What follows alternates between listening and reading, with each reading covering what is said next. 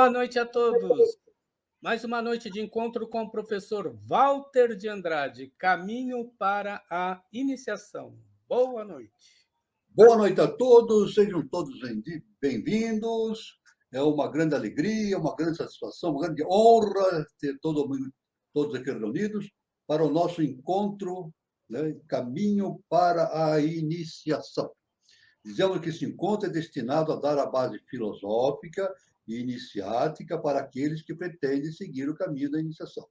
Agora, uma informação. Esse aqui o encontro é caminho para a iniciação. Para seguir o caminho da iniciação, é necessário, então, que a pessoa interessada se filie a uma escola iniciática para fazer seguir o devido curso, né, de iniciação. E nós sugerimos, então, àqueles que queiram. A pessoa vai escolher a escola iniciática que achar conveniente de acordo com o seu livre-arbítrio, né? Mas nós, de nossa parte, nós indicamos aqui a Sociedade Brasileira de Eubiose, fundada pelo nosso augusto mestre, professor Henrique José de Souza, né? E sempre lembrando que uma verdadeira escola iniciática deve seguir rigidamente os preceitos e as orientações da ciência iniciática das idades. É o que acontece com a Sociedade Brasileira de Eubiose. Então, como é que as pessoas podem, então, fazer os cursos da Sociedade Brasileira de Eubiose? O primeiro curso chama-se Grau Peregrino. Depois tem mais 4 graus, né? Fazendo 5 graus. Daí a pessoa, então, tem a possibilidade de se filiar definitivamente à Sociedade Brasileira de Eubiose e pode estudar diretamente as revelações do nosso mestre, professor Henrique de Souza, participar das reuniões, participar das ritualísticas e etc., de todas as atividades da sociedade. Como é que a pessoa deve fazer, então, para começar o seu curso? É só entrar em contato com a Sociedade Brasileira de Eubiose e o melhor meio, se a pessoa conhecer, na sua cidade, ela conhecer o departamento, ela pode entrar em contato com o departamento. Agora, para localizar um departamento específico na sua cidade ou uma cidade próxima, é só entrar no site da Eubiose, né? É só colocar no Google, né? Sociedade Brasileira de Eubiose, vai aparecer o site da Eubiose, né? Então, o site da Eubiose vai indicar todos os departamentos que existem no Brasil. Aí a pessoa pode localizar o endereço, o CEP, o e-mail, o telefone. Aí é só entrar em contato com o departamento e começar seu curso, o curso peregrino, né? O grau peregrino. É interessante, no momento que nós estamos vivendo, agora, nesses últimos 1 ano e meio, né? Quase 2 anos, né? Nós estamos fazendo essas aulas de maneira remota, né? Devido à situação planetária que nós estamos vivendo. Mas já a partir do próximo ano, 2022, as aulas voltarão a ser presenciais. Então, é interessante que a pessoa, então, se filie a um departamento que esteja na sua cidade, né? Fica pertinho para ela ir, né? Então, isso aí essa é a informação que nós temos para dar para os nossos queridos irmãos.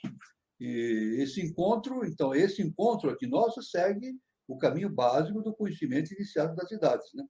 O objetivo é a síntese do conhecimento a fim de propiciar aos pretendentes ao caminho da iniciação informações e valores importantes para essa finalidade. E quem já participa também da Eubiose pode, através dessa nossa conversa que nós temos todos os sábados, pode refletir, repensar, reanalisar, meditar novamente sobre esses temas, né? Então, esse encontro possibilita possibilita às pessoas repensar tudo aquilo que foi aprendido e receber indicações para novas reflexões a respeito da sabedoria iniciática das idades. E outra finalidade do encontro é propiciar a reflexão a respeito do momento evolutivo que a humanidade está vivenciando nesse início do século XXI, início da era de Aquários, né? Como eu sempre faço, eu faço aqui a divulgação do livro, né, que eu lancei, Aurora dos Deuses no Braço de Órion, né? A todos que queiram adquirir, é só entrar aí é só ver a vinheta, né, da nossa introdução, no nosso encontro, tem todas as indicações de como adquirir o livro. Tudo bem? Muito bem. Então, nós vamos continuar o nosso caminho, o nosso estudo, né? Estudo Nosso estudo é baseado nos ensinamentos de Helena Petrovna Blavatsky, do professor Henrique de Souza e todos os outros grandes instrutores da humanidade. Né? Nós vamos seguindo. É claro que os nossos encontros não seguem uma programação assim linear, como se fosse um curso. Não, nós vamos jogando assuntos dos mais diversos, dos mais variados, para propiciar a reflexão dos nossos irmãos a respeito dos mais variados assuntos. Então, vamos aqui continuar aqui justamente com a doutrina secreta de Blavatsky, a cosmogênese. Né?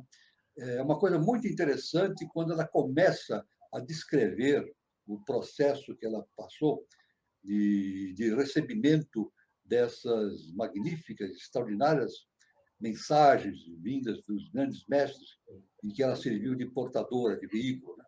Então, ela explica que, ante os olhos da escritora, né, está um manuscrito arcaico, uma coleção de folhas de palma que se tornaram impermeáveis à água e imunes à ação do fogo e do ar, por algum processo específico desconhecido. Então, ela vê que ela está diante de folhas de palmeira e nessas que estão conservadas por um processo desconhecido, e nessas folhas ela vai ver imagens. A gente pode ver que essas imagens são jogadas na mente de HPB pelos mestres.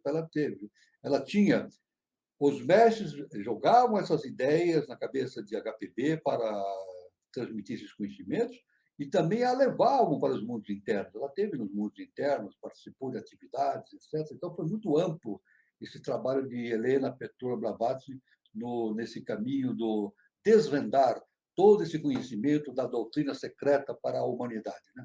Então, ela diz assim, que vê-se na primeira página justamente dessas folhas de palma, né? Um disco de brancura sem mácula, destacando sobre o fundo de um negro intenso. Então, ela vê um disco, primeiro um disco muito de uma brancura inimaginável, um disco branco. Né? Na página seguinte aparece o mesmo disco, mas com um ponto no centro. Ela diz, né? Na primeira página aparece um disco branco de uma alvura muito grande. Na segunda página ela vê um disco com um ponto no centro. Né?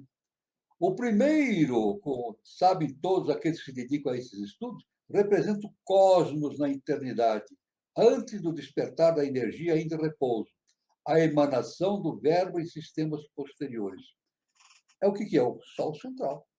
Então, esse Sol, esse disco branco que ela vê na folha de palmeira, logo no início, né, branco, muito alvo, né, é justamente o Sol central. Né? Então, agora, o ponto, na página seguinte, que ela olha, ela vê um círculo com um ponto no meio. Então, o ponto no círculo, até então imaculado, espaço e eternidade em Pralaya, indica a aurora da diferenciação. Então, quando aparece o pontinho no meio do círculo, um ponto preto no meio do círculo, é justamente o início da diferenciação. É o ponto dentro do ovo do mundo. Ela dá ela tem essa maneira de falar, né? É o germe no ovo. É o germe no ovo, né? É o ponto no ovo do mundo. O germe interno de onde se desenvolverá o universo. O todo, o cosmos infinito e periódico, o germe que é latente e ativo, revezando-se periodicamente os dois estados. Então, nós temos um círculo, inicialmente, um círculo branco de uma alvura muito intensa, depois um segundo círculo com um ponto no meio. Esse ponto, então, é o germe no ovo, que ela chama, mas também é o germe da polaridade. Esse ponto no centro significa o germe da polaridade. O único círculo é a unidade divina, de onde tudo procede e para onde tudo retorna. Sua circunferência, símbolo forçosamente limitado, porque limitada é a mente humana, indica a presença abstrata e sempre incognoscível ao seu plano, a alma universal, embora os dois sejam um. Sendo branca a superfície do disco e negro todo o fundo que o rodeia, isto mostra que esse plano é o único conhecimento, não obstante ainda obscuro e nebuloso, que ao homem é dado alcançar.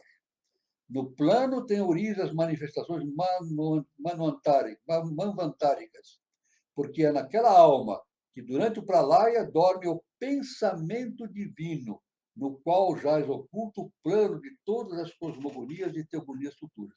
Então, veja bem, ela diz que então o germe de tudo que acontece no mundo manifestado é o pensamento divino. Então, logo no introito dessas considerações da doutrina secreta relativamente ao cosmogênese, ela já dá uma visão fantástica a respeito dessas questões. Né?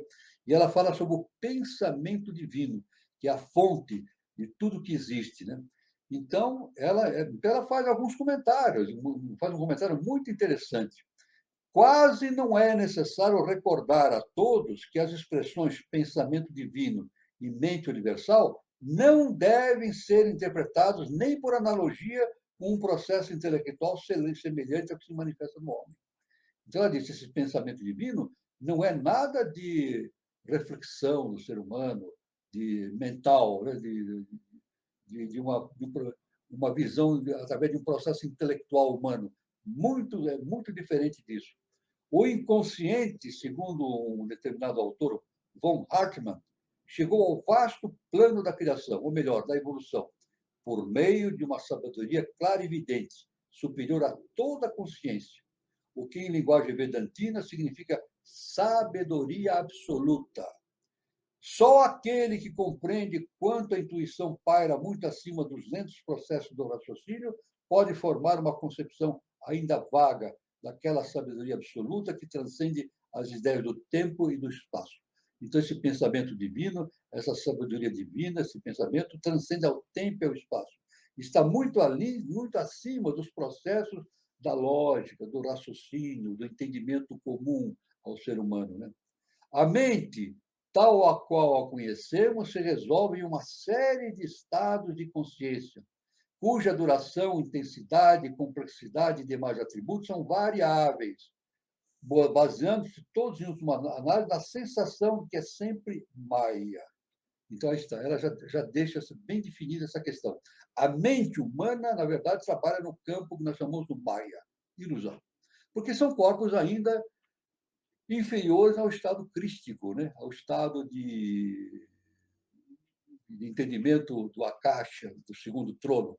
Então, inevitavelmente, Maia. Aliás, a gente pode dizer que todo o universo manifestado é Maia, é ilusão. Isso é muito importante. Somente não é ilusão, também o pensamento divino, o Criador, ou seja, o eterno, né? O aquilo, o Tati. Esse realmente não é ilusão, não é Maia, né? Mas tudo aquilo que vem dessa consciência superior, desse estado chamado aquilo ou Tati, é representado no universo manifestado como Maya. Né? A mente tal a qual a conhecemos se resolve a uma série de estados de consciência, cuja duração, intensidade, complexidade e demais atributos são variáveis, baseando-se todos, em última análise, na sensação que é sempre Maya. Então, no não, aquilo que não é objetivo, aquilo que está no manifestado, está além do tempo e do espaço. Né? Agora, o que está no mundo manifestado está ligado à Maia, é ligado ao tempo e ao espaço. E a mente está relacionada com isso. A HPB fala isso, a mente humana está relacionada com isso. Isso nos leva a entender que a ciência humana, o conhecimento humano, deverá chegar num determinado momento a esse entendimento de que aquilo que nós pensamos, aquilo que nós imaginamos que as coisas sejam, aquilo que nós deduzimos através da lógica, realmente pisa no terreno da Maia. É isso. E nós devemos ter a consciência de que nós devemos nos elevar acima desse estado de consciência para ter uma perfeita visão do universo, da realidade. Né? A sensação. Então, diz assim, então, continuando, né? A sensação, aliás, implica necessariamente em limitação. As atividades sensoriais nossas, né? As atividades sensoriais, a parte sensorial nossa indica a limitação que nós temos. O Deus pessoal do teísmo ortodoxo percebe, pensa e sente emoções. Arrepende-se, deixa de se tomar por grande ira. Então, isso é muito comum na Bíblia, né? O Deus pessoal do teísmo, né? Da nossa concepção do Deus, ele pensa e sente emoções e deixa se tomar por grande ira. Isso, evidentemente, que nós vemos, então, isso é muito conhecido, a HPB também fala frequentemente nisso, que o nosso Deus tem uma base antropomórfica. Isso, necessariamente, nós fazemos a Deus a nossa imagem. A gente diz, mas isso é bom ou mal? E eu digo assim, não é bem nem mal, é o necessário. É o necessário, né? Então, pela lei da polaridade, nós dizemos, não é bem nem mal, é o necessário. Porque não tem outro jeito do ser humano comum entender Deus de outra maneira. Então, ele só pode ter o princípio do entendimento de Deus em bases humanas. Mas, na verdade, Deus não é antropomórfico, né? Ou seja, Deus não deve ser feito à imagem e semelhança de Deus. É o contrário. Nós somos feitos à imagem e semelhança de Deus. Tanto que Jesus afirmou, né? Num determinado momento, disse: vós sois Deus. Né? Então, isso é muito importante, esse entendimento. Né? Mas a noção desses estados mentais leva claramente consigo o indispensável postulado da exterioridade dos estímulos excitantes, por nada dizer da impossibilidade de atribuir caráter imutável a um ser cujas emoções flutuam ao saber dos acontecimentos que se pensam no mundo no qual preside. O conceito de um Deus pessoal como imutável e infinito é, portanto, antipsicológico e, o que é pior, antifilosófico. Então, ela diz que um Deus pessoal, né? Imaginar um Deus pessoal é antipsicológico e, pior, antifilosófico. Né? Então, aliás, a HPB fala, né? Ela diz num dos seus escritos, e, claro, isso baseado nos conhecimentos dos mestres, né? que o Deus da Bíblia é uma total impossibilidade lógica, mas uma lógica superior. O Deus bíblico é uma total impossibilidade lógica, porque ele pensa de forma pessoal, mete medo nas pessoas, fica irado, se vinga. Isso são coisas do ser humano. Deus não é isso. Aliás, Jesus o Cristo, quando fez a sua pregação na Galileia, em Jerusalém, ele mostrou um Deus justamente o contrário disso, né? Um Deus não pessoal, cujo a base era o amor e o perdão. Né? Amar sempre e perdoar sempre. Isso. Ele mostrou um Deus de uma maneira totalmente diferente, e tão diferente das Escrituras que os próprios seguidores das Escrituras não aceitaram esses ensinamentos de Jesus, né? E tanto que ele foi crucificado. É a vida una, eterna, invisível, mas onipresente, sem princípio nem fim, mas periódica em suas manifestações regulares. Essa consciência divina, né? Em cujos intervalos reina o profundo mistério do não ser, inconsciente, mas a consciência absoluta, incompreensível, mas a única realidade existente por si mesma. Em suma, um caos para os sentidos, um cosmos para a razão. É muito... Olha o que ela diz, né? Um caos para os sentidos e um cosmos para a razão. Normalmente, a gente vê o universo como se fosse um caos, né? Porque as explosões, etc., né? E estrelas se colidindo, planetas, como se fosse uma balbúrdia, né? Mas, na verdade, não. Por trás desse caos existe o cosmos, justamente uma entidade perfeita, perfeitamente estabelecida nas leis universais. É claro que no mundo manifestado isso é necessário que aconteça, esses choques, essas transições planetárias, solares, né, do crescimento, evolução dos sistemas solares, dos planetas, dos sóis. Isso é necessário para que haja esse processo de evolução no mundo objetivo, né?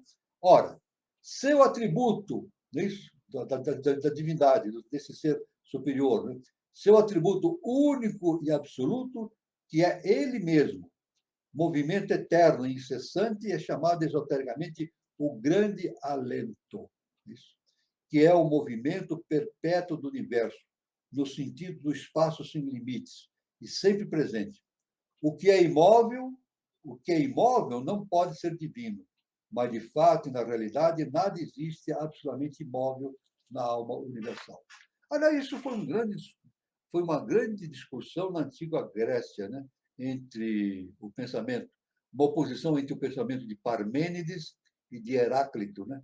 Parmênides acreditava na antiga Grécia que o conhecimento só podia ser possível na imobilidade, né? Ele dizia: Se tudo se move no universo, então como é que podemos ter o conhecimento, né? Porque eu conheço uma coisa, mas depois, nesse momento seguinte, essa coisa muda e vai mudando, mudando, então o conhecimento, segundo Parmênides, o conhecimento desse estado de coisa é impossível. Então, somente num universo estático, imóvel, é possível o conhecimento. Heráclito, pelo seu entendimento, ele disse de maneira diferente. Ele disse que, pelo contrário, o universo está permanentemente em mudanças, em mudanças. Né? Tanto que ele dizia, ninguém se banha no mesmo rio duas vezes. A pessoa entra num rio, é isso? Depois, quando ela entra pela segunda vez, o rio já é outro, as águas já passaram, o rio é outro. Então, agora, na verdade, este pensamento entre Parmênides e Heráclito, que parece ser uma contradição entre os dois pensadores, na verdade, pelo estudo da filosofia transcendental cósmica, nós podemos fazer a harmonização desses dois conhecimentos, né? Esses dois conhecimentos. Então, existe o conceito da imobilidade e da mobilidade, dependendo do estado de consciência ao qual nós estamos nos referindo, né? O grande alento, né, a consciência suprema, é o ser e o não ser ao mesmo tempo. É o ser e o não ser. Né? É claro que ele tem a mobilidade e a imobilidade ao mesmo tempo. Agora, ele vive justamente no imanifestado, que é a realidade absoluta. Né? Mas, conforme a HPB nos fala, há uma projeção no mundo da Maia, e todo o universo manifestado está em Maia. Então, aí a mobilidade é permanente. E é necessário que essa mobilidade exista para ocorrer a transformação, né? Transformação, né? E, aliás, o próprio o grande químico Lavoisier, né?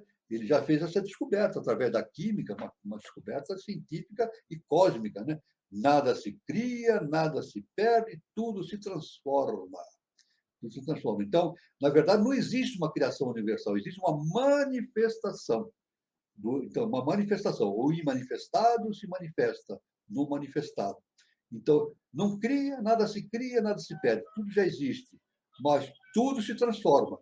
Existe uma transformação permanente em todos os níveis do universo. Quase 5 séculos antes da nossa era, Leucipo, preceptor sustentava que o espaço estava cheio de átomos animados de um movimento incessante, que dava origem, no fim de certo tempo, e quando eles se agregavam, a um movimento rotatório, ocasionado pelas colisões mútuas e movimentos laterais aí resultantes. Então, Leucipo, né, na Grécia Antiga, já falava do eterno movimento em que as partículas estão imersas. Né? E isso aí gera esse movimento incessante, mas dava também um estado de agregação e desagregação rotineira devido a esse movimento incessante. Né? A mesma coisa ensinaram Epicuro e Lucrécio, acrescentando apenas ao movimento lateral dos átomos a ideia de afinidade, que é um princípio oculto. Então, esses pensadores da antiguidade já imaginavam a questão da afinidade, da atração entre as partículas, né? Da afinidade, da agregação entre as partículas, formando os corpos, formando os sistemas, os processos evolutivos. Né?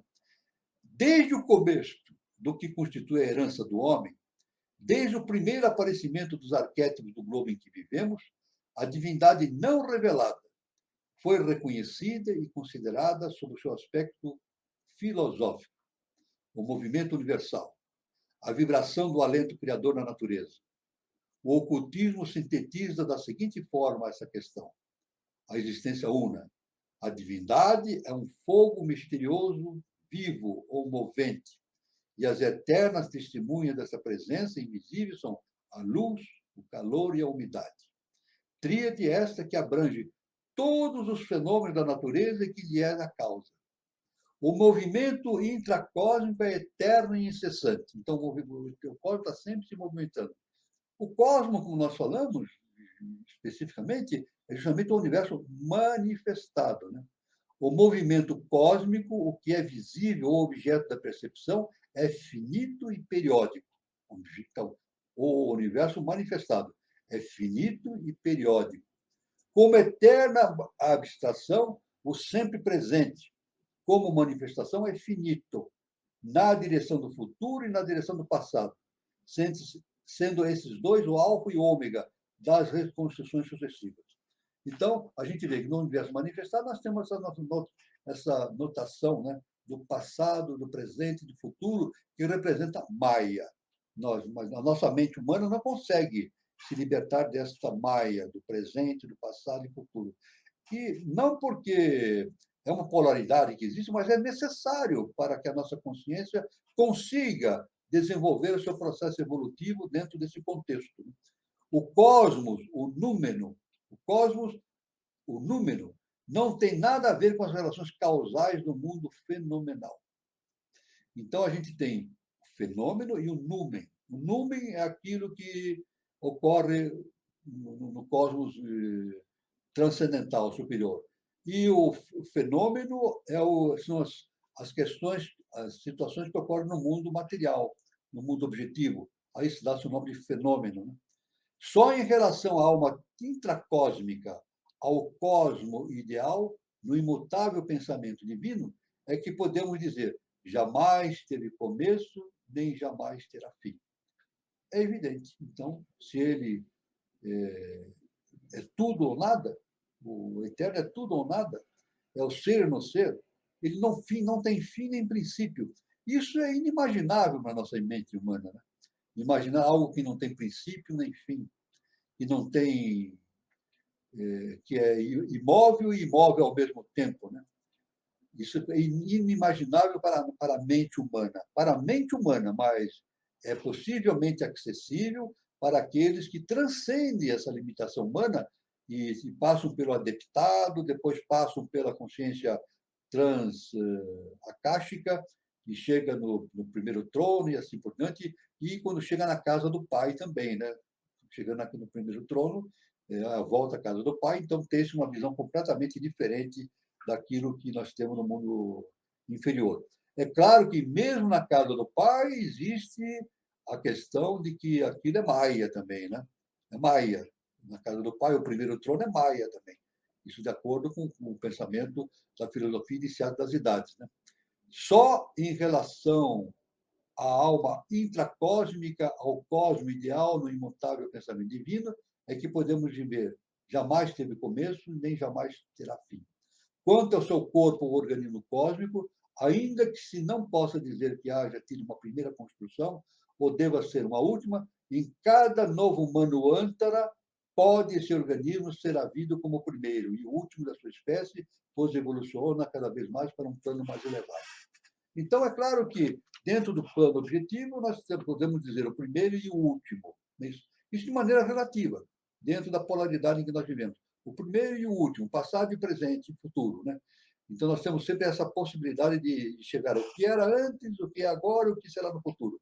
Mas isso tudo representa Maia, que é necessário para que o nosso entendimento se efetue através da mente humana, né? Então, mas a gente pode perceber que nesse início, né, dessa explicação de HPB sobre a cosmogênese, ela já vai entrando nesses detalhes para demonstrar essa relatividade que existe, né? Essa concepção importante de imaginarmos que o eterno não tem princípio nem fim, mas o mundo objetivo, sim. Mas tudo vem do eterno, tudo vem do eterno. E nós devemos pensar e meditar e refletir a respeito dessas condições com uma visão baseado na doutrina secreta, né? Uma visão, evidentemente, ampla do cosmos. Né? Isso é muito... Não é fácil isso. Né?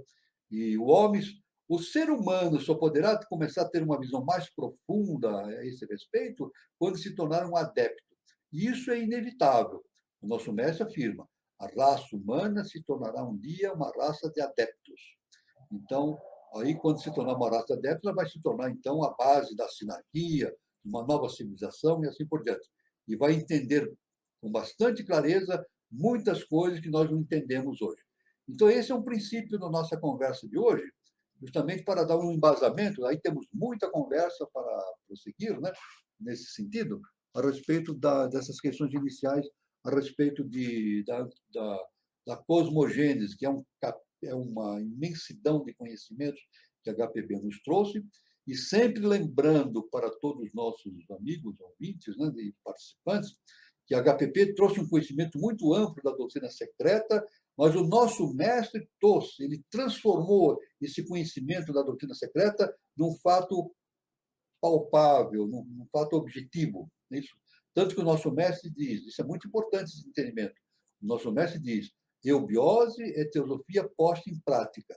Então, quem vier para fazer o curso de eubiose vai perceber isso através do ensinamento do professor Henrique José de Souza. Ele é muito pragmático, ele dá uma informação direta e é sintético. Isso. Ele faz a síntese das coisas, e esse é o caminho que nós temos hoje no terceiro milênio, a síntese desse conhecimento, de tal maneira que a gente consiga uma visão superior, bastante ampla, do nosso processo evolucional, da nossa sociedade e da nossa própria natureza. Eu passo a palavra para o nosso irmão Carlos, para ele fazer as suas devidas considerações, para enriquecer esse conhecimento, e continuamos, então, o nosso diálogo. Né? Nosso diálogo. Professor, esse trecho todo é muito assim, muito interessante, né? E essa questão também do germe, né, da inteligência divina, né, inteligência celeste, muito muito pragmático, né? Muito legal. E professor, eu acho que a grande chave da evolução da humanidade também é essa questão de saber trabalhar as emoções, né? Eu acho que se a gente tivesse o estado emocional já equilibrado, eu acho que o homem não errava tanto, né? Eu acho que ele acessava muito mais, com muito mais facilidade, essa inteligência celeste. É verdade, é o que o irmão falou. Nós, aqui no planeta Terra, nós, agora falando da nossa situação atual, né? Nós temos aqui uma carga emocional muito forte. Uma carga emocional muito forte, por quê? Por causa do transbordo lunar. Nós viemos da Lua, né? E a Lua não completou, nós vamos até, num determinado momento, analisar essa questão com maior profundidade. A Lua não completou seu processo evolucional totalmente, né? Ficou pela metade. Então, toda essa carga emocional foi trazida para a Terra. Então, por isso que o ser humano, se a Lua tivesse completado todo o seu processo evolucional, as 7 rondas, as 7 rondas em que era destinado, a humanidade, inicialmente, que seria a primeira raça, que seria a lemuriana, uma raça, já teria, dentro da sua consciência, uma característica humana desprendida, com certeza, do lado emocional. Mas isso não aconteceu. O nosso lado emocional é muito forte, como o nosso irmão falou. E isso realmente, esse lado emocional impede o nosso conhecimento das coisas superiores. É que nem a HPB disse, aqui no nosso comentário sobre a HPB, não é isso? Que o que impede o conhecimento do ser humano a respeito das coisas superiores é justamente esse lado emocional que é muito forte. E então a emoção, a mente está ligada com a emoção. Tanto que é a nossa alma, né? A nossa alma, o que é? O nosso corpo astral e o nosso corpo mental inferior. É o mental concreto e o astral. É a nossa alma. É o psicomental da psicologia, né? E essa alma, então, ela tem um conteúdo mental muito forte, concreto, e um conteúdo emocional muito forte também. Agora, como o nosso irmão afirmou, o emocional nos impede de entender muitas coisas. O mental concreto também. Mas o nosso mestre, o professor Henrique Souza, ele deixa bem claro, de maneira sintética, como sempre ele faz, né? Que o caminho da humanidade é justamente fazer a harmonização do mental concreto com a alma, com o astral. Fazer essa síntese, essa harmonização. É uma alquimia. Alquimia significa a harmonização dos contrários, né? Então, harmonizar o mental concreto justamente com o astral. Isso significa, é isso que evolui no ser humano. É isso? O que evolui no ser humano é a alma, é isso? No sentido de fazer essa concreção, de fazer essa união entre a mente com a emoção. E quando isso ocorre, unindo a mente com a emoção, esse caminho para a tríade superior se acha liberada para a humanidade, né? Então, a questão é libertar-se da alma, né? libertar-se da alma para atingir a liberdade superior. É o que nós... É que a gente vê pela história da Bela Adormecida, que nós já falamos. Né? O que é a Bela Adormecida? A alma. E nessa história da Bela Adormecida, ela dorme durante 100 anos. Depois, num determinado momento, vem um príncipe encantado, beija essa alma acorda e casa-se com esse príncipe encantado. Isso é uma historinha para criança, mas não simplesmente uma historinha para criança, é uma história para a humanidade. Na verdade, a Bela Adormecida somos nós. Nós somos a Bela Adormecida. Isso. Somos belos, porque somos deuses, temos Deus dentro de nós. Nós temos a divindade, a luz dentro de nós, mas ainda nós não conseguimos ver essa luz dentro de nós. Então, somos belos adormecidos. Né? Nós somos a bela adormecida. E no momento, então, que o conhecimento superior, a tríade superior vem e beija a alma, então dá-se o renascimento da alma. Aliás, sempre lembrando que, quando o príncipe beija a bela adormecida, tem um conhecimento iniciático muito profundo, que é justamente o nome Ishwara. Né? Ishwara significa o hálito divino. Veja bem, quando o príncipe beija a bela adormecida, ele solta o hálito divino em cima da bela adormecida e ela acorda. Esse é o processo do nosso despertar. O nosso despertar para o futuro, para os nossos processos evolucionários futuros. Muito bem, professor. Eu vou aproveitar o comentário aqui da Alice, professor, e fazer também um comentário em cima disso. Ela diz o seguinte: o pêndulo inicia um movimento incessante de um lado para o outro, assim como o eterno movimento das ondas do mar. Como o senhor acabou de dizer, né, que tudo no universo está em movimento, nós mesmos, professor, enquanto a gente está vivo, o nosso coração está sempre em movimento, né? Pulsa, repulsa, pulsa, repulsa, pulsa, repulsa. E eu queria que o senhor fizesse essa associação nossa em relação também a esse movimento nosso cardíaco do coração e a nossa mente também, né? Nossa mente não para, né? Pô, veja bem, isso aí está relacionado com um dos princípios herméticos, né? O princípio do ritmo, né? Isso é um dos princípios herméticos. Veja, o Hermes Trismegisto, o grande Hermes Trismegisto, o princípio do ritmo. Tudo está no ritmo, né? E nós, fundamentalmente, seres humanos, nós vivemos nesse pêndulo, né? Esse ritmo, esse movimento pendular, para a direita, para a esquerda, né? Isso vai para lá e para cá, para um lado e para o outro, esse movimento pendular vai se vai se efetuando, né? Então, a nossa vida vai mudando, não somente na vida atual, mas através dos séculos, né? Esse pêndulo vai fazendo mudanças incríveis na nossa vida. É claro que quanto mais o indivíduo evolui, mais ele escapa desse movimento pendular. Isso é muito importante, né? Então, nós temos o movimento pendular em V, assim, né? Movimento pendular, né? Então, à medida que o indivíduo vai evoluindo, ele vai caminhando para esse ponto onde está preso o pêndulo. Quando ele chega nesse pontinho onde está preso essa cordinha do pêndulo, então ele deixa de se movimentar. Não ele, a sua consciência. A sua consciência atinge uma imobilidade consciencial. Então ele não é mais jogado para lá, jogado para cá, como as ondas do mar. Não é isso? Como a nossa irmã falou, né? Como as ondas do mar jogam. Né? Então ele começa, evidentemente, a trabalhar efetivamente pela sua evolução eterna. Né? Tanto que existe um grande pensador, que agora eu não me lembro o nome dele, mas já vou lembrar, um grande pensador grego, né? Que ele falou que para o bom marinheiro, um pensador grego, um pensador romano, ele disse, eu vou lembrar o nome dele, né? Para o bom marinheiro, todo vento é bom. Veja, olha só que interessante. Para o bom marinheiro, todo vento é bom. Porque ele pega a vela do seu barco, ajeita e vai navegando de acordo com o vento, ele vai utilizando o vento de maneira adequada. É justamente no movimento pendular. O vento ele muda de direção constantemente, né? Mas sabendo-se colocar a vela no devido ponto exato, ele vai caminhando, vai navegando sem problemas. Né? Agora, de outra forma, para o mau navegante, mesmo um vento bom pode ser um vento ruim. Né? Ele pode jogar o seu barco contra as pedras, contra os recifes. Né? de se arrebentar nas pedras. Então, esse movimento pendular é necessário, faz parte do processo do nosso processo evolutivo, né? Mas a consciência tem a capacidade de superar esse movimento pendular e permanecer na imobilidade, né? Ou seja, deixa de ser um joguete dessas forças, né?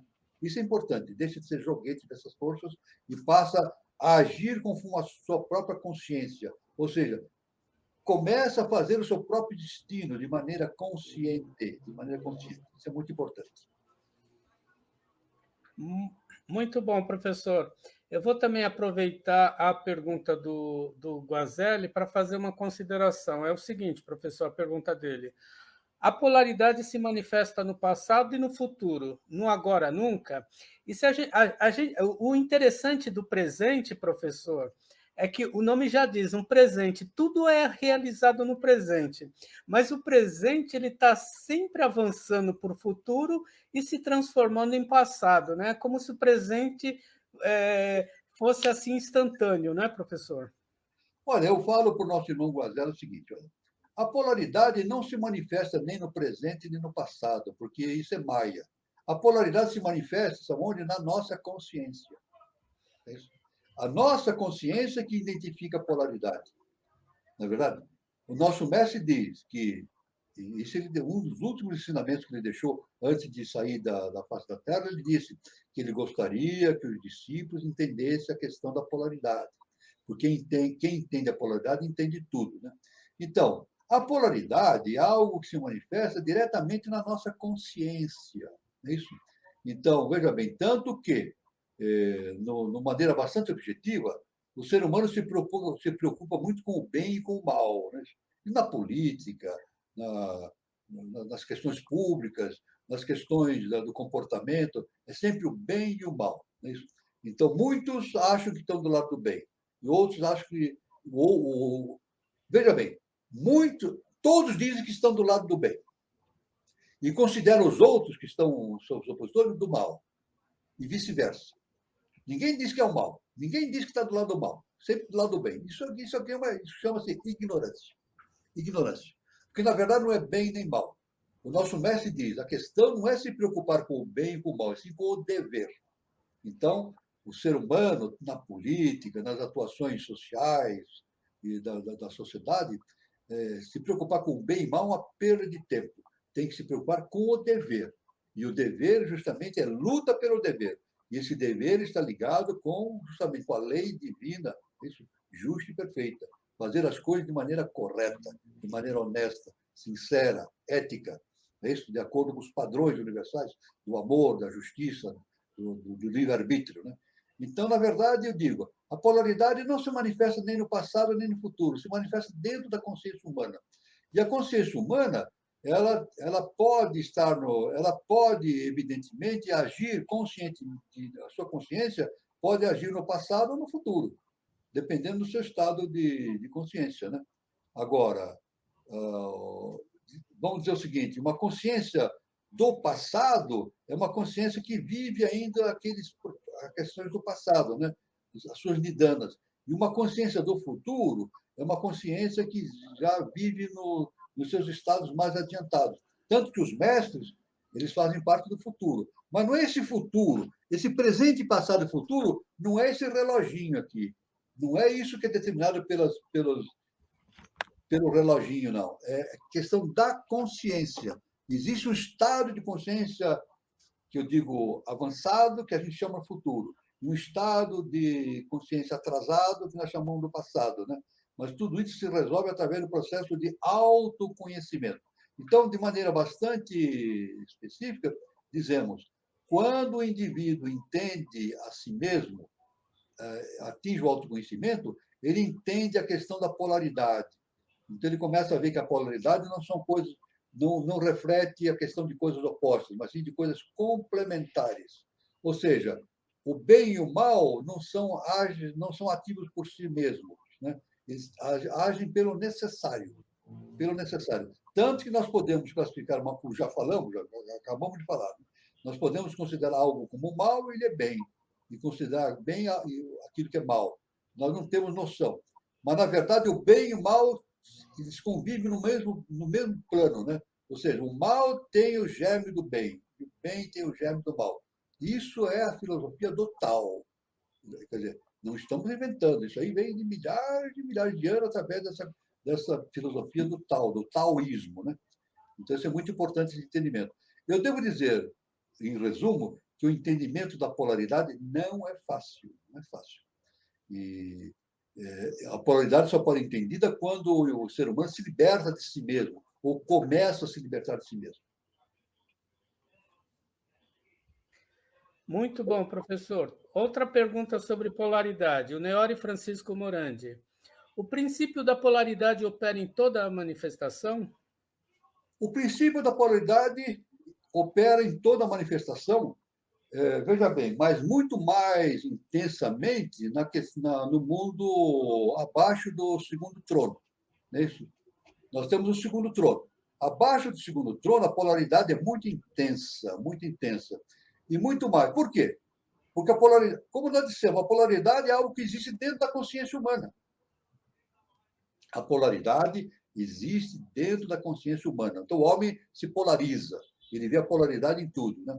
Mas, à medida que o indivíduo vai evoluindo, ele se torna um adepto, depois se torna um ser da consciência superior, do além-a-caixa, ele percebe que a polaridade pode existir nos mundos superiores de maneira arquetípica, mas não de maneira concreta, objetiva, porque a sua consciência já está além disso.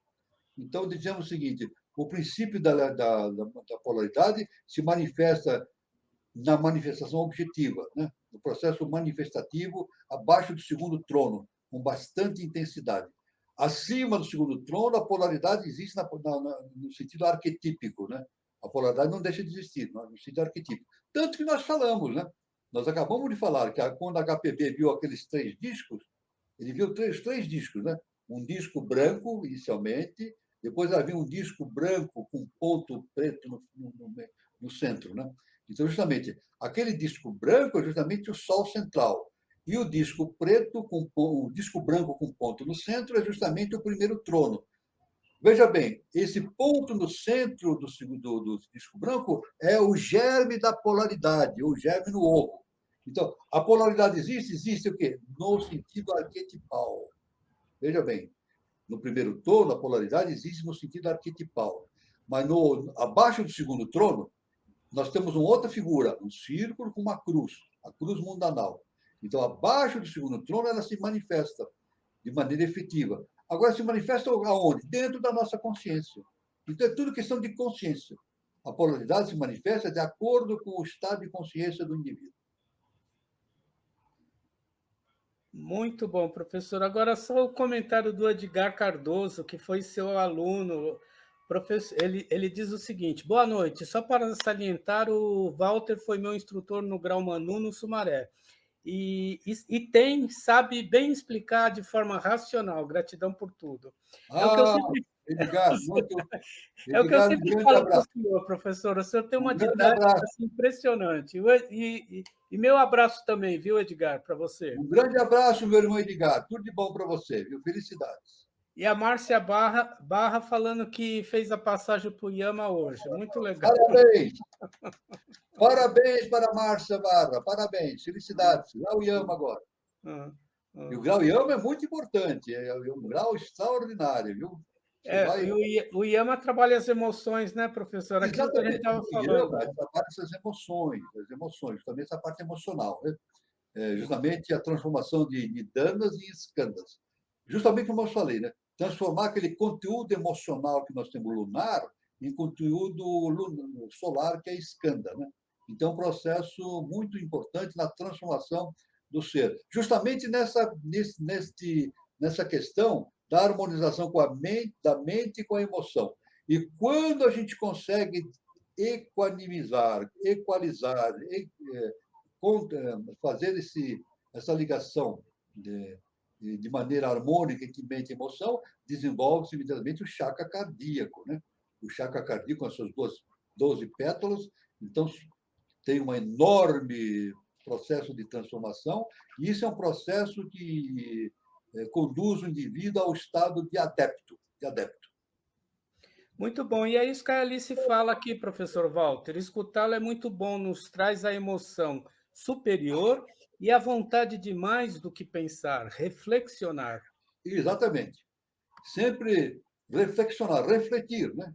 Sempre a nossa irmã Alice falou, quando eu falo assim, eu vou refletir, olha só, eu quero lembrar mais uma coisa, quando eu digo assim, eu vou refletir, quer dizer, eu vou refletir alguma coisa, é como um espelho, né? O espelho reflete.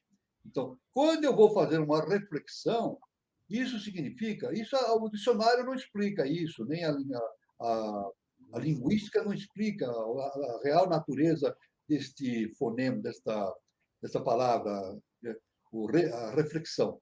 Quando eu vou refletir, eu me transformo num espelho e eu reflito justamente as ideias que vêm do alto, da mente cósmica em mim. Então, isso reflete em mim. Então, eu passo a pensar e passo a entender as coisas de maneira cósmica. É muito bom, viu, professor? E a Alice faz um comentário, sim, perfeito. As histórias infantis são belas, metáforas, realizando as narrativas iniciáticas e as expressões arquetipais. E a nossa próxima roda de conversa vai ser sobre uma história infantil. Vai ser muito bom. Depois eu Isso, vou anunciar para vocês. ótimo, excelente. As histórias infantis, eu sempre digo, né? As histórias para crianças não são histórias para crianças, são histórias para a humanidade, né? Porque corresponde essas histórias para criança têm uma correspondência com as parábolas de Jesus Cristo, né?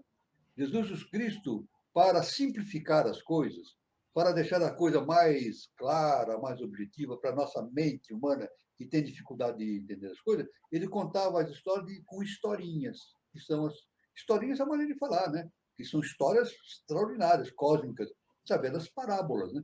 Tanto que numa das parábolas, a parábola do filho pródigo, o nosso mestre Jesus o Cristo, ele fala, né?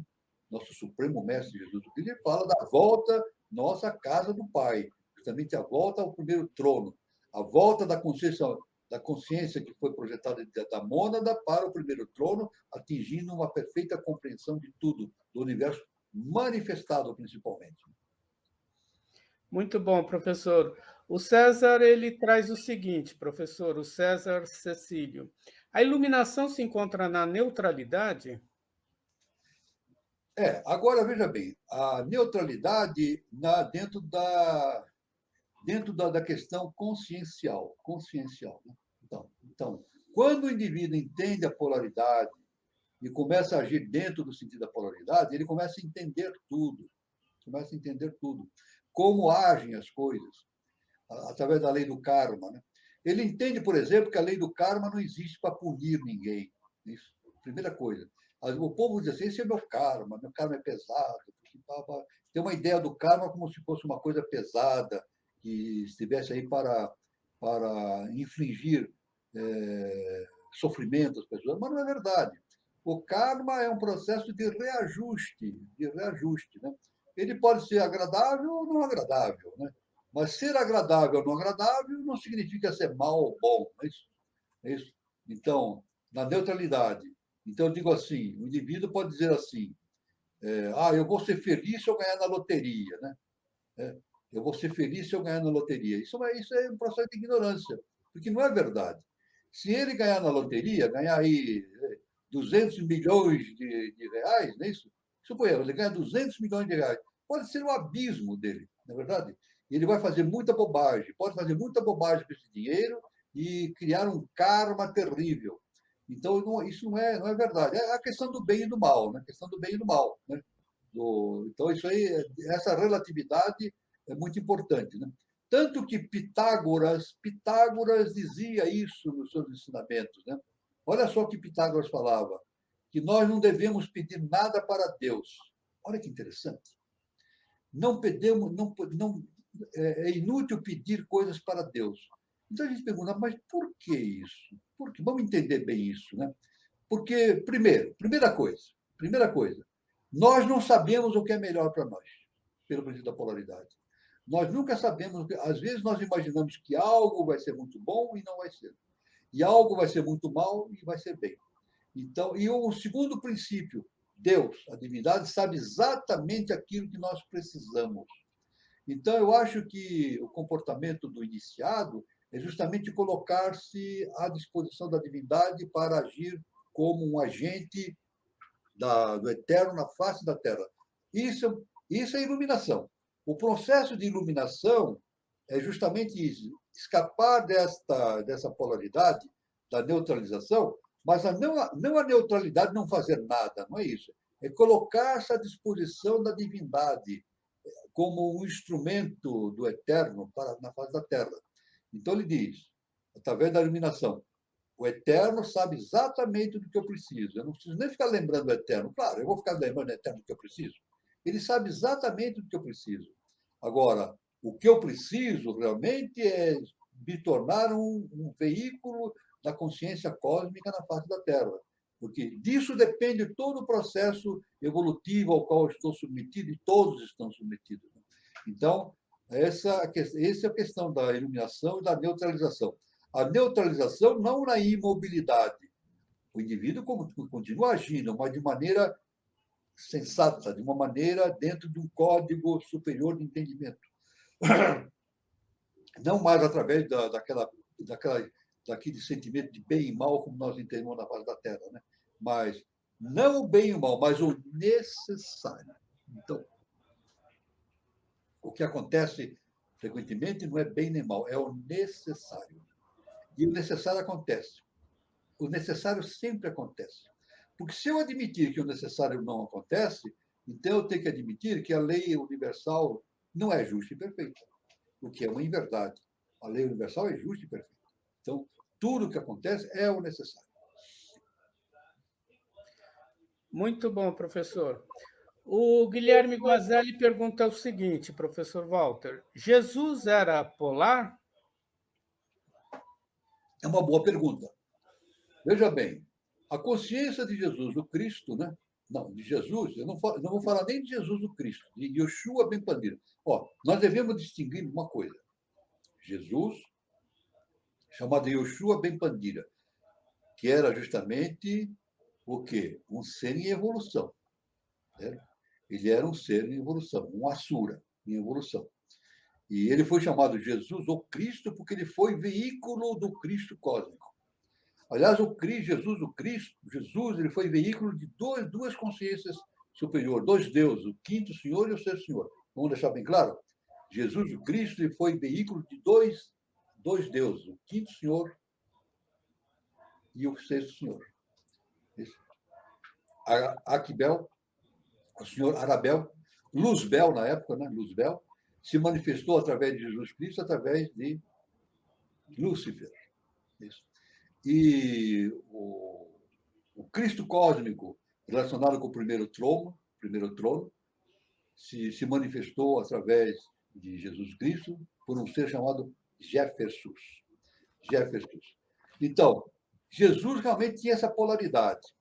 Existia um Jesus da casa de Davi e um Jesus da casa dos essênios. Existiam dois Jesus, dois. Um da casa de Davi, Yoshua Ben Pandira, e o outro dos essênios. E eles se revezavam na sua missão, se revezavam. Da casa de Davi, veículo de Lúcifer, e da casa da ordem dos essênios, veículo do Cristo cósmico, né? Justamente, né? Então os dois se revezavam. Então é claro que então nesse sentido Jesus era polar. E também essa polaridade nós podemos identificar também na própria existência de Jesus e sua mãe, né? Na verdade, Jesus e Maria era a mesma essência, né? Andrógina. Eram andrógenos, é a mesma essência. Jesus e Maria é a mesma essência, mas vinda dos planos superiores para o plano da manifestação do segundo trono, abaixo do segundo trono, houve necessidade de haver essa polarização. Um homem e uma mulher, e esse homem nasceu dessa mulher. Então, Maria, na verdade, não era a mãe de Jesus simplesmente, era a sua contraparte, né, no sentido do androginismo. Né? Então, agora a gente pergunta, Por que Jesus era polar? Porque era necessário, porque o nosso mundo é polar. Então, não há como entender as coisas superiores no nosso mundo. Tem que entender através da polaridade. É uma necessidade o entendimento das coisas através da polaridade. Mas só que, justamente, o processo de entendimento humano deve caminhar para fazer a harmonização dessa polaridade e entender que acontece justamente aquilo que é o necessário, através da manifestação desse grande enigma, que não é um enigma, mas é uma grande potência cósmica de entendimento, que é o dever, o cumprimento do dever, que é muito importante. Então, professor, uma polaridade muito interessante sobre Jesus era que ele era uma pessoa amorosa, né? E ele também sabia ser rigoroso, né? Também, exatamente. Hum, Isso é característico dos mestres, né? hum. Agora, veja bem, Jesus pegou o chicote, né, a chibata, expulsou os vendedores, né, os vendilhões do templo, né, que estavam fazendo negócio lá. Né? Vendiam porco, vendiam fruta, vendiam, eh, trocavam dinheiro, uma série de atividades mercantis na porta, dentro do âmbito do templo. Então Jesus achou isso um absurdo. Ele disse: essa é a casa do meu pai, não pode ser transformado num ambiente de comércio. Né? Ele então pegou o chicote e expulsou todo mundo. Mas ele não fez isso com ódio. Veja bem, ele fez com rigor. Rigor. Não faz isso com ódio, faz com rigor. Né? Assim como um pai e uma mãe, quando um pai e uma mãe oferecem um castigo para o filho, não faz por ódio. Isso normalmente não faz por ódio, mas sim por rigor, para que o filho não cometa aquele erro novamente. Né? Então, isso é muito importante. É o pai e a mãe, né? Agindo no sentido da correção dos seus filhos. Então, essa é a polaridade de Jesus. Né? Mas, por vezes, enérgico, é isso? Através do rigor, né? Na maioria das vezes, através do amor. Isso era. Mas isso não era só com Jesus, todos os mestres se comportam dessa maneira. Todos os mestres se comportam dessa maneira. Muito bom, professor. A Eliane Pontes, ela pergunta o seguinte: o Yama trabalha nosso corpo astral? O Yama trabalha justamente as emoções. Né? Não só o corpo astral, mas também o corpo mental, né? Porque ele procura fazer o equilíbrio entre mental e astral. É isso? Não é somente o corpo astral, mas o corpo mental também. Né? Então, ele procura fazer esse equilíbrio. Né? Ou seja, as nidanas, entre nidanas, transformar nidanas em skandhas. Porque muitas vezes as nossas deficiências provêm do mundo emocional ou do mundo mental. É isso? Eu não vou dizer que tudo que o homem produz de errado provenha dos excessos emocionais dele. Não, os excessos mentais também. O ser humano comete erros através de um mau exercício do mental. Então, no Yama, a gente faz isso, justamente esse equilíbrio, né, entre mente e emoção, o trabalho para transformar skandhas em nidanas para se fazer a ampliação da estrutura consciencial do ser humano rumo a uma nova visão de universo. Muito bom, professor. A Alice, ela faz um comentário: tornar-se veículo do eterno na face da Terra é a ciência com sabedoria. É aquilo que o professor Henrique José de Souza traz para a gente, né? Praticar toda essa ciência das idades, né, que Helena Blavatsky traz, né, a teosofia, como prática do bem viver, né, professor? Exatamente. Esse é o ponto básico. Né? Você vê, o próprio Jesus, né, e o Shua Ben Pandira, ele falava assim: não sou eu quem faz as coisas, é o Pai que faz por meu intermédio. Né? Então, através dele agia o Pai, né? Seu Pai celestial, né? Foi justamente através do Cristo cósmico, né? O Cristo cósmico, né? Então, tem o primeiro trono, né? O primeiro trono, a expressão do primeiro trono, do sexto senhor, né? Eu digo assim, o primeiro trono para nós, mas o sexto senhor, que é considerado para no nosso mundo objetivo o sexto senhor, não é isso? que é justamente Aquibel, né? E ele tem o Cristo cósmico, que é projeção dele, e esse Cristo cósmico agia através de Jesus, né? Então, isso é muito importante. Então, o segredo de todo o processo da iniciação é tornar-se veículo do eterno. Não é isso? Às vezes a pessoa diz assim, o importante é a pessoa fazer coisas maravilhosas, fazer descobertas, fazer importantes coisas para a humanidade, descobertas científicas, etc. Não é somente isso, porque, na verdade, nós não fazemos nem inventamos coisa alguma. Está tudo inventado, está tudo pronto. Nós apenas servimos de veículos para essa consciência superior, para que isso se manifeste na face da Terra. Né? Então, toda a ciência que nós temos é produto da ciência cósmica. Né?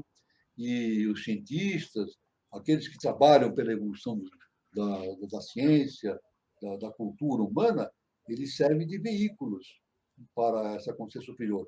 E quanto mais essas pessoas tiverem o seu autoconhecimento desenvolvido, melhores veículos serão para que esses processos se manifestem na vida física objetiva. Então, isso Muito bom. muito importante. Muito bom, professor. E tudo isso já vem preparando a humanidade para agora, né, para o século XXI, e para essa influência, né, astrológica do ciclo de Aquário. E tudo isso vai culminar agora, né, professor, com a entrada do século XXI, caminhando para o terceiro milênio e tudo mais. Exatamente. Veja bem, aqui na nossa a sociedade, através dos conhecimentos do professor Henrique de Souza, ele indicou que no ano 2005 era o início da era de Maitreya, que realmente era de Maitreya. E ele diz que o Brasil é a pátria do Avatara Maitreya e berço da nova civilização. Agora, nós imaginamos o seguinte, a pátria do Avatara Maitreya, mas como Maitreya vai se manifestar? Ele vai aparecer para nós e dizer, não, eu sou Maitreya, eu sou Maitreya. Não é bem assim, não é verdade? A consciência de Maitreya vai se espargir, ela vai se manifestar, vai formar um leque de influência sobre toda a humanidade. Olha o que eu estou falando. A consciência de Maitreya forma um leque sobre toda a humanidade. Agora, o importante é que cada consciência se torne um veículo suficiente para transmitir, para ser veículo, um bom veículo dessa consciência de Maitreya. Então, onde Maitreya vai aparecer? Dentro de cada um de nós. E cada um de nós deve fazer o suficiente esforço para a sua evolução espiritual, seu autoconhecimento, para ser veículo de Maitreya. O que significa o quê? A pessoa passa a falar como Maitreya. Isso é muito importante. Ou seja, Maitreya passa a falar através da nossa boca, através nossos veículos físicos, hiperfísicos. Né? Isso é muito importante, esse conhecimento. E isso vai se tornar cada vez mais claro no terceiro milênio, faz parte desse conhecimento. Né? O terceiro milênio é o ponto. Nunca aconteceu no mundo uma época tão diferenciada, nisso, no mundo, nunca aconteceu uma época tão diferenciada como a que nós vivemos. O nosso mestre Jesus já falava, o fim dos tempos. Né? Isso numa linguagem evangélica, mas se a gente raciocinar bem pela polaridade, é o início dos tempos. É fim dos tempos passados. Fim dos tempos que já não são mais suficientes e adequados para uma nova civilização. Veja, o fim dos tempos que não são adequados para uma nova civilização, mas o surgimento de novos tempos para uma nova civilização. Então, a separação do joio e do trigo. Trigo, então Jesus diz, o joio será tirado e queimado na fornalha, né? Será jogado para ser queimado. Né? Ele diz queimado porque dentro do rigor evangélico que se diz, que fala sobre a punição que se faz àqueles que não agem corretamente. Né? Não é bem, é o necessário, essa linguagem é necessária. Mas, na verdade, o joio vai ser tirado da face da terra e jogado em outros mundos que o nosso mestre chama globos obscuros. Quer dizer, essas almas, né, essas consciências que não se adequam à nova civilização, serão jogadas em outros mundos para lá realizar o seu processo evolutivo. Né? Isso é muito importante. Isso tudo está no bojo do terceiro milênio. Nunca aconteceu algo semelhante na face da Terra. Tanto que o nosso mestre dá esse ano 3005, que é o auge desse processo de 1000 anos, né? O auge desse processo de 1000 anos, justamente em que a quinta raça-mãe ariana deverá atingir um estado evolutivo suficiente para dar início a um projeto de sinarquia muito bem definido.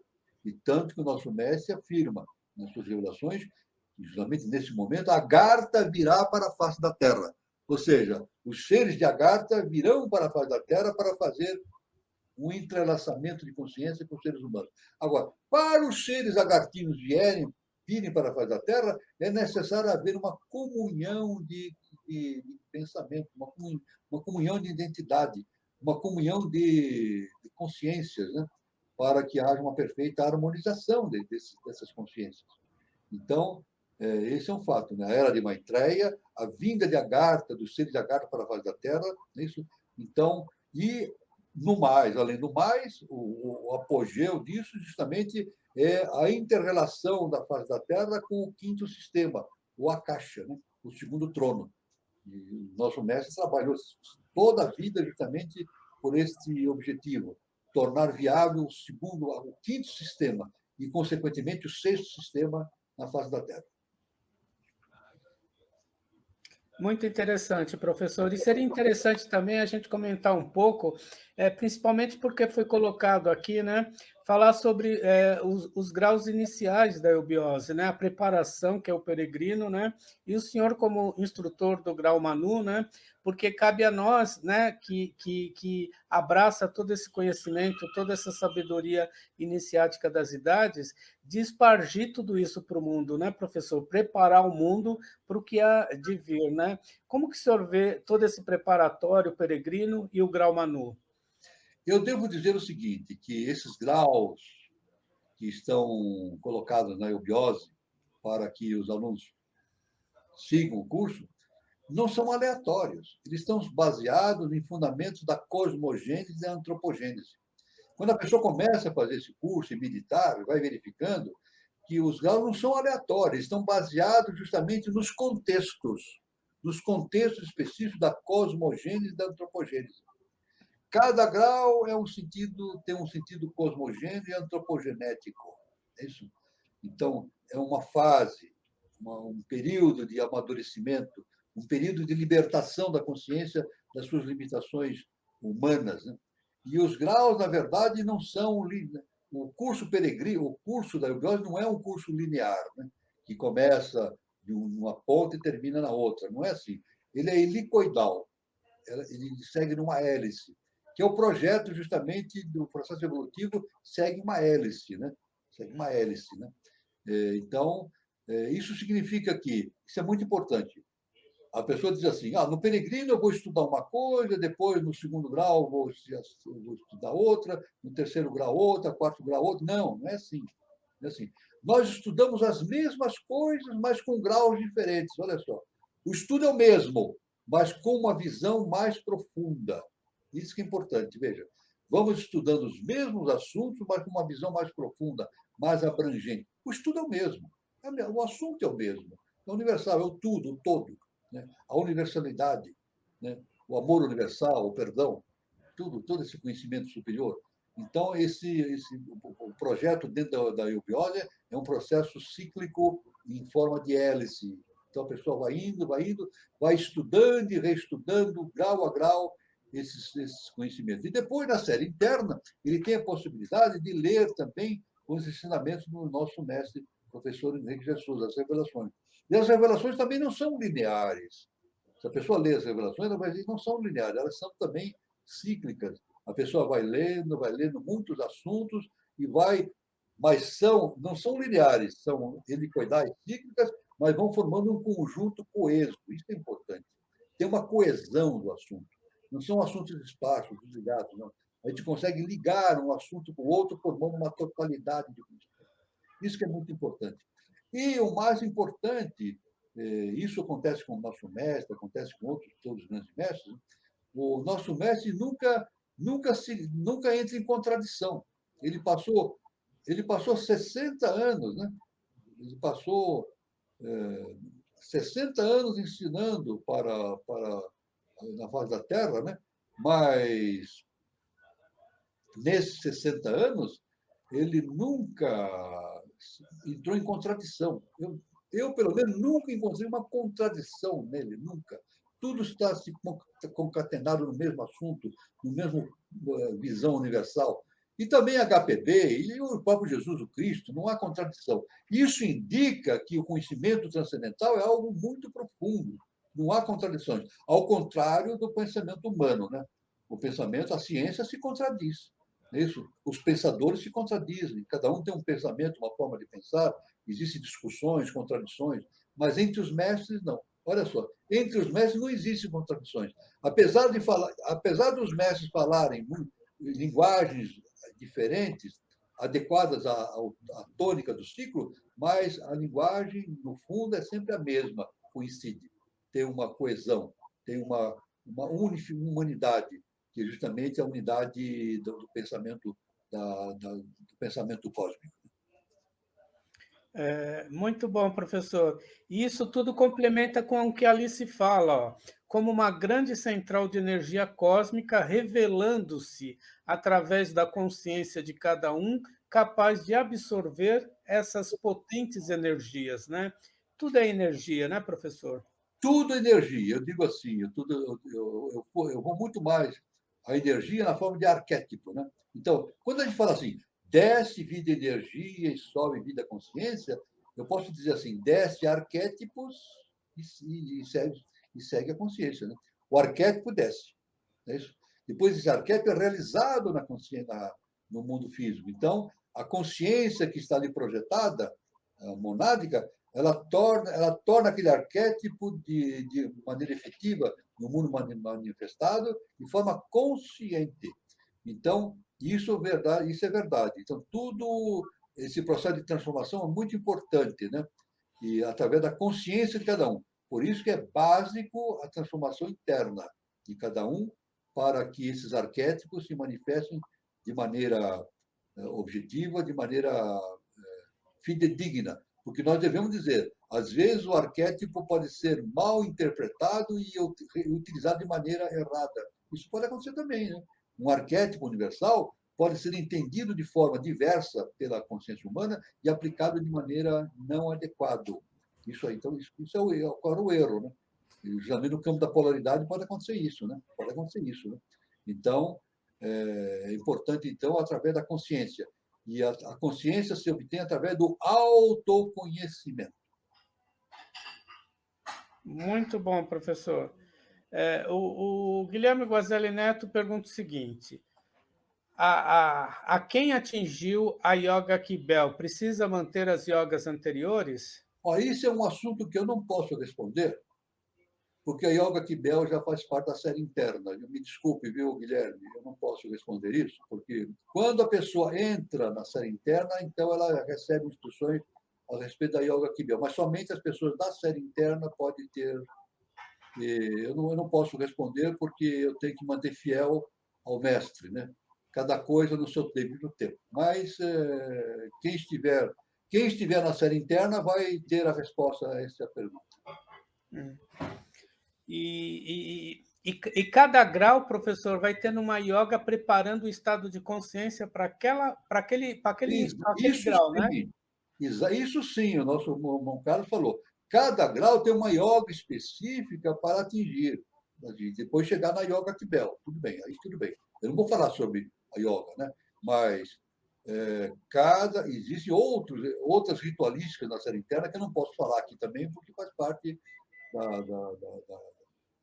do contexto da série interna, né? Eu vou dizer o seguinte: por que eu não devo falar? Porque é proibido falar? Não, porque faz parte da tônica do ensinamento avatárico, do ensinamento transcendental, que cada coisa tem que ser colocada no seu devido momento, né? Então, vai existir um momento em que a pessoa, a cada grau, ela tem um momento específico para o desenvolvimento de uma yoga. Yoga, o que é yoga? O que significa yoga? União, né? Na verdade, religião vem do latim religare, né? E quando a gente fala religião, é o religare, né? Quer dizer, o religare no sentido profundo, né? E a yoga também é um religare, no sentido profundo das coisas. A yoga é união, né? União da mente humana com a mente superior. Então, a cada nível tem uma yoga específica, vai indo, até que na série interna faz yogas específicas da série interna, né? Então, isso aí, mas cada um tem que atingir no seu devido tempo esses níveis de iniciação. Muito bom, viu, professor? E só para as pessoas não ficarem na dúvida, não é nada assim muito complicado, é só uma mentalização, né, professor? É para ir condensando todo o ensinamento e os valores para a gente poder exercer e praticar tudo isso, né? Porque no futuro, eu acredito que todo mundo será um pouco eubiótico, né, professor? Claro, as yogas, as yogas têm um caminho da unificação, da unidade, né? O próprio nome diz, o yoga quer dizer união, né? União da mente com a mente superior, né? Então, num processo assim didático, né, de progressivo através das yogas, né? Então esse processo vai aumentando, aumentando essa identificação com a divindade e cada vez mais vai se atingindo uma plenitude cada vez maior para quem se dedica com afinco a essa meta da sua transformação interna. Esse é o objetivo, né? Agora, cada coisa no seu momento específico, né? Cada coisa tem que ser realizada num momento específico para haver uma evolução de maneira harmônica, cadenciada, harmônica. Né? Tudo isso, inclusive, para preservar, né, o estado de consciência de cada pessoa, né, professor? Porque, veja bem, a yoga ela tem o sentido de unificação com a unidade, ela tem que ser realizada de maneira consciente. Né? Não adianta a pessoa fazer uma yoga que ela não tenha o conhecimento, que tenha um conhecimento inadequado. Por exemplo, repetindo, não adianta a pessoa fazer uma yoga sem o conhecimento adequado para fazer essa yoga. Né? É necessário um embasamento para que. Porque a yoga não é simplesmente uma prédica, um ritual, não é simplesmente um ritual que cada um pode fazer, não. É uma comunhão. A yoga, na verdade, é uma comunhão da mente com os planos superiores. Então, é necessário que essa comunhão seja feita através de práticas, mas práticas conscientes, práticas com consciência do que está se fazendo. Isso é muito importante, então, na questão da yoga. Né? A yoga não é simplesmente um ato de prática, mas é um ato de execução de um estado de consciência. Muito bom, professor. E chegou agora a hora de eu dar o recadinho, né? A gente falou Hoje tanto não, hoje não. o recado a nossa próxima roda de conversa que é de terça-feira, dia 21 de dezembro de 2021, no mesmo horário às 20h40. Então, o tema dessa roda de conversa fecha, então, o ciclo de roda de conversa do ano, né? Então, é a última roda de conversa de 2021. Depois só vamos retornar em janeiro.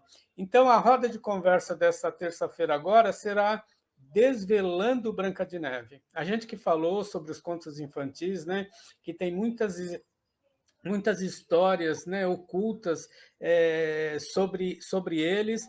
Então, vai ser discutidos os diálogos, né, sobre química, sobre arte e iniciação acerca deste tradicional conto de fadas. E quem é a palestrante? A nossa querida Elizabeth Ponzito, tá? Então, ela vai falar sobre esse conto, né, Branca de Neve, Os Sete Anões. Tem muita coisa interessante, não perca essa roda de conversa. E os mediadores serão Daniela Trancoso e Eduardo Nunes. Lembrando que é a última roda de conversa do ano, depois só retornaremos em janeiro. Mas fiquem antenados que será avisado as datas de retorno. Mas prestigie mais uma vez a nossa roda de conversa, que o tema é muito interessante. Tá? E nós também, né, professor? Nosso encontro fecha, né? fecha hoje, né? E só volta em janeiro, não é isso, professor? Exatamente. Nós, dia 25 de dezembro será sábado. Dia 1º de janeiro será sábado. Então, nós não vamos realizar esses encontros nesses 2 dias.